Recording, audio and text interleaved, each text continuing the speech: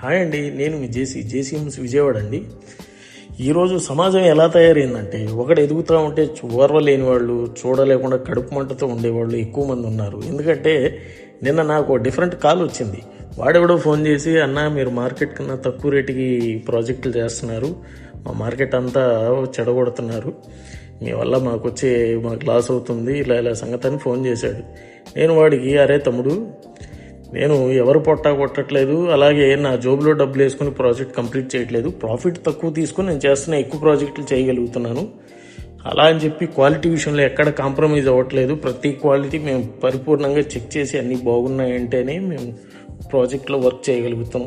మేము కంప్లీట్ చేసిన ప్రతి ప్రాజెక్టు క్వాలిటీగా ప్రీమియంగా మనం ఇవ్వగలుగుతున్నాం కాబట్టి కస్టమర్స్ అంతా సాటిస్ఫైగా ఉన్నారు కాబట్టి మాకు వాళ్ళ రిఫరెన్స్ ద్వారానే ఎన్నో ప్రాజెక్టులు వస్తున్నాయి.